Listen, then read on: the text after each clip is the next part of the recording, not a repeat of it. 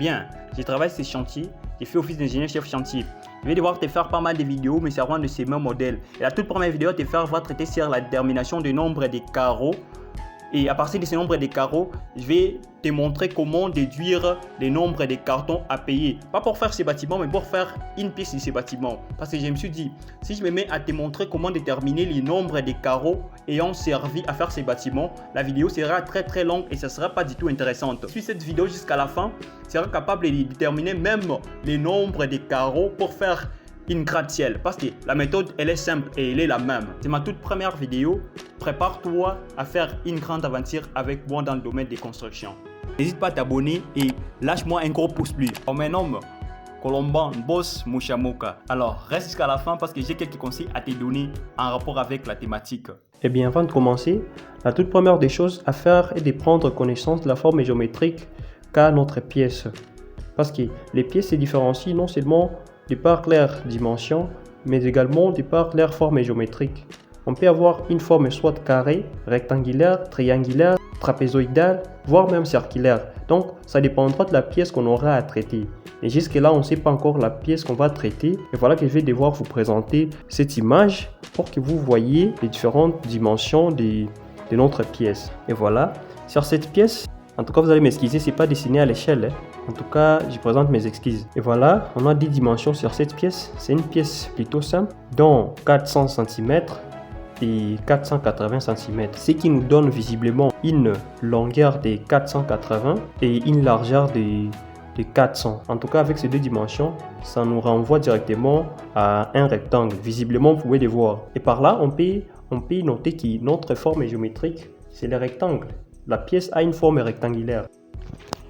La deuxième des choses à faire est de prendre connaissance de différentes dimensions et formes des carreaux. Sur ces points, on va y retourner après, mais je me dis que déjà à la base, il faut qu'il y ait au moins une idée générale de tout l'ensemble. Et là, je te présente trois dimensions des carreaux, dont 25 x 40, 40 x 40, 30 x 60, etc. Ça ne veut pas dire qu'il y a juste les trois dimensions des carreaux. Il y en a assez, mais la vidéo n'est pas consacrée à te présenter les différentes dimensions des carreaux, d'où je me dis de me limiter sur ces trois dimensions des carreaux. Il y en a même des carreaux de 100 x 100. Eh bien, je te signale que jusque-là, les dimensions sont cotées en centimètres. Dans les calculs, on va passer des centimètres en mètres. Du côté forme, moi, à ma connaissance, je sais qu'il y a des formes des carreaux, dont des carreaux de forme carrée et des formes rectangulaires.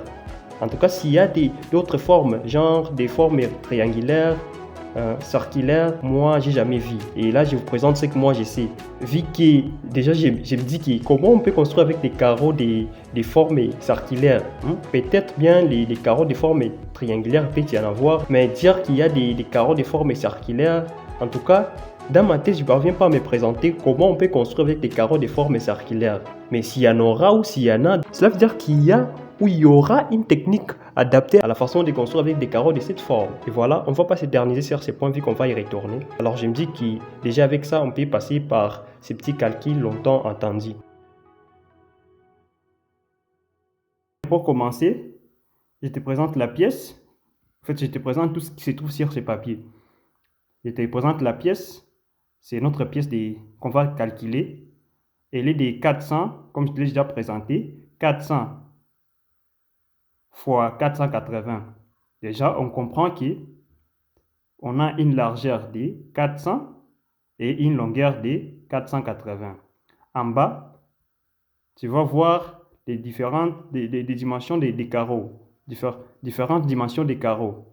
On a des carreaux de 25 x 40, des carreaux de 40 x 40 et les carreaux de 30 x 60. Ceci est assuré parce que ce sont des carreaux qu'on a utilisés dans ces bâtiments. Et que donc, on va partir aussi de ces mêmes dimensions. On va partir de ces mêmes dimensions pour faire des calculs de ces carreaux. Et voilà, après ça, ayant déjà si la forme de notre pièce qui avec une longueur de 480 et une largeur de 400, ça nous ramène à un rectangle. Donc, la première des choses à calculer, c'est la surface à careler. Donc 1.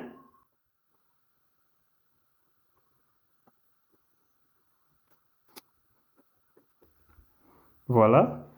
Et cette surface, vu qu'on a un rectangle, donc on va calculer la surface du rectangle. Et on sait que la surface du rectangle, elle est égale à la longueur fois la largeur. On a une longueur de 480 qu'on va convertir à mètres. Donc ceci donne une surface de 4,8, c'est de 480. À mètres, ça devient 4,8, qu'on va multiplier avec une largeur de 400. 400 cm, ça donne 4 mètres. Oui, c'est un mètre. Ce qui donne une surface, après calcul, 4,8 multiplié par 4, ça nous donne 19,2 mètres carrés.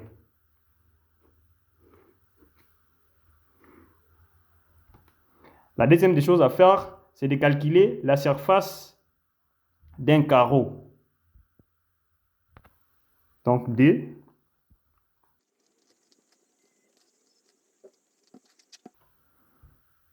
Et on a dit que les carreaux qu'on va utiliser sont des carreaux de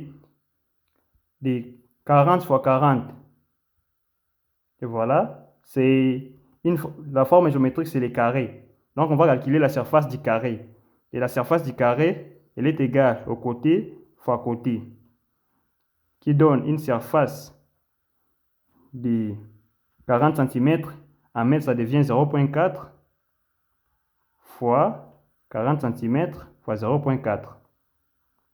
Bien, 0,4. 0,4 mètres fois 0,4 mètres. Ça donne une surface de 0,16 mètres carrés après calcul. Et maintenant, avec ces deux surfaces, donc la surface à carrelé et la surface d'un carreau, on peut calculer le nombre de carreaux. Donc, on fait le calcul du nombre de carreaux. Et la formule pour trouver le nombre de carreaux que je vais abréger NC, nombre de carreaux. La formule pour trouver le nombre de carreaux, NC, elle est égale au rapport entre la surface à carrelé et la surface d'un carreau. Donc, la surface à carrelé divisé par la surface d'un carreau.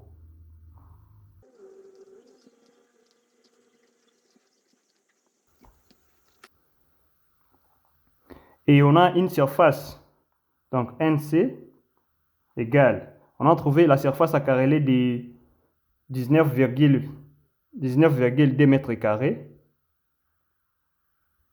Donc on a 19,2 mètres carrés divisé par la surface d'un carreau qu'on a trouvé de 0,16 mètres carrés divisé par 0,16 mètres carrés. Déjà, ces deux unités peuvent se simplifier. Et on reste avec 19,2 divisé par 0,16. Après calcul, ça donne NC égale à 120 carreaux. 120 carreaux. Alors, de ces 120 carreaux trouvés, comme je te l'ai promis au début de la vidéo, je vais y déduire le nombre de cartons à payer parce que tu n'iras pas au marché acheter 120 carreaux. Plutôt, tu iras au marché pour acheter autant de cartons de carreaux. On les appelle des carreaux de ciment. Oui. Et voilà, de ces 120, j'y déduis le nombre de carreaux. Donc, je fais ici, en second, je calcule le nombre de cartons.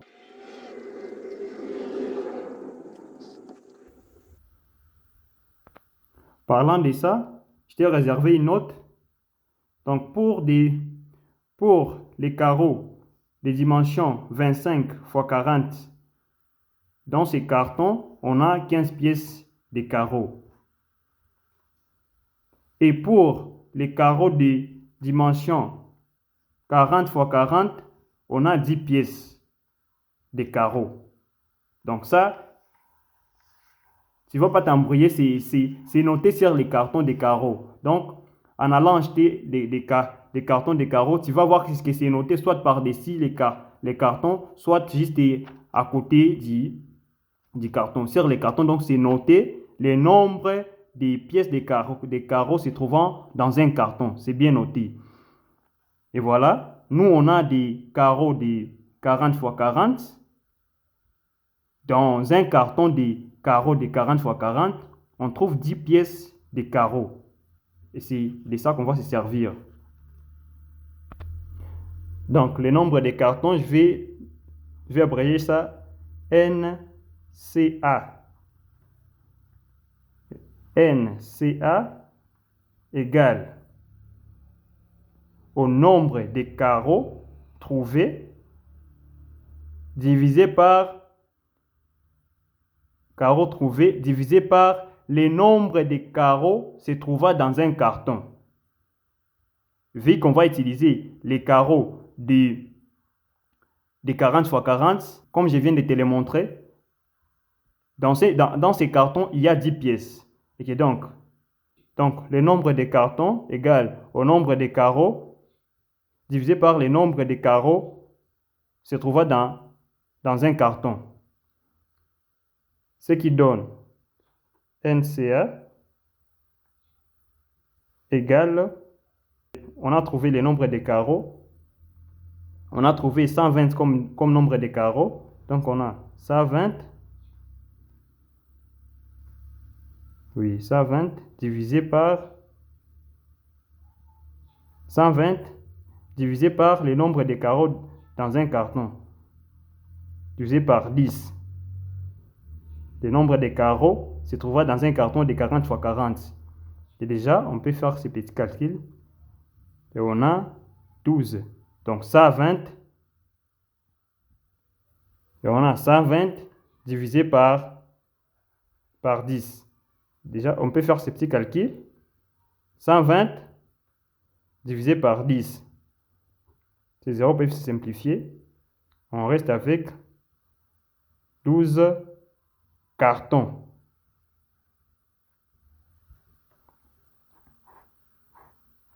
Mais moi, je ne me limite pas ici. Qu'est-ce que j'ai fait? De ces 20 cartons, je les multiplie. Qu'est-ce que j'ai fait? Ces 20 cartons, je les multiplie avec un coefficient de sécurité de 1,1. Donc, 120 cartons, moi, je les multiplie avec un coefficient de 1,1. Et ce qui me donne, après calcul,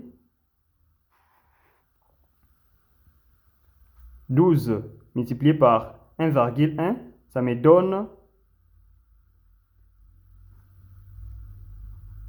13,2 cartons.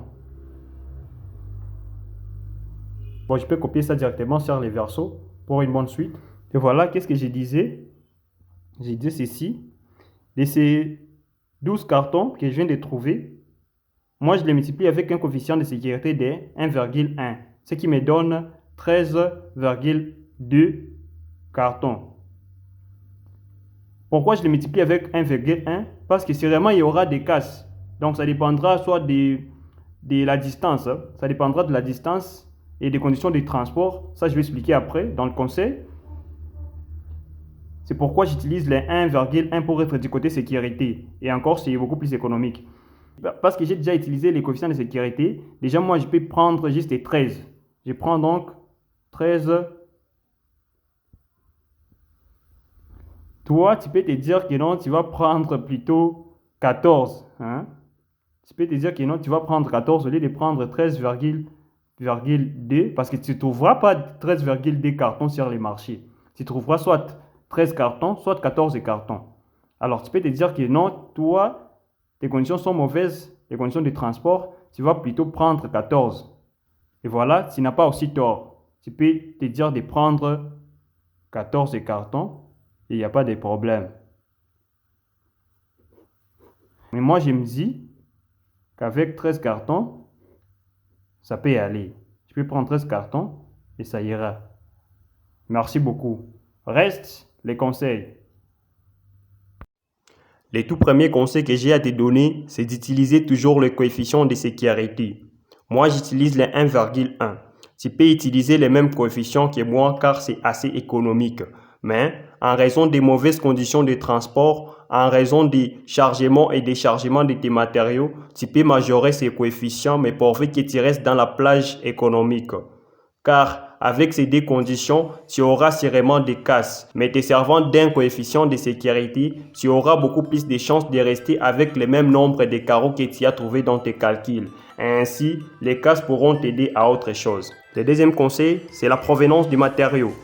Par là, je vais dire l'usine de fabrication. Les made in Kenya, made in Uganda et qu'on sais-je. Et ça, tu pourras les lire sur les cartons. Loin de moi l'idée de soutenir ou de diaboliser une usine au détriment de l'autre. Mais tout ce que je cherche à dire est qu'il faudra choisir les matériaux venant d'une seule usine. Parce que tu trouveras des différences. En premier, sur les dimensions. Tu peux bien te dire que tu as payé les carreaux des mêmes dimensions, mais en construisant, tu verras des différences à quelques millimètres près. Et cela, du côté esthétique, ça ne donnera pas une belle image. Tu auras beau critiquer tes techniciens, tu auras beau critiquer la qualité de leur travail, mais la faute sera à toi parce que tu n'as pas été instruit, tu n'as pas été vigilant lors du choix de tes matériaux. En second, du côté couleur et design. Sur ces points, il faudra être vigilant et ouvrir 5 cm par-dessus tes cartons histoire de vérifier si c'est le même design. Sinon, tu risques de te trouver avec différentes couleurs, certes proches mais différentes et même différents designs. Ça sera tout. Merci beaucoup et à la prochaine vidéo. Boss.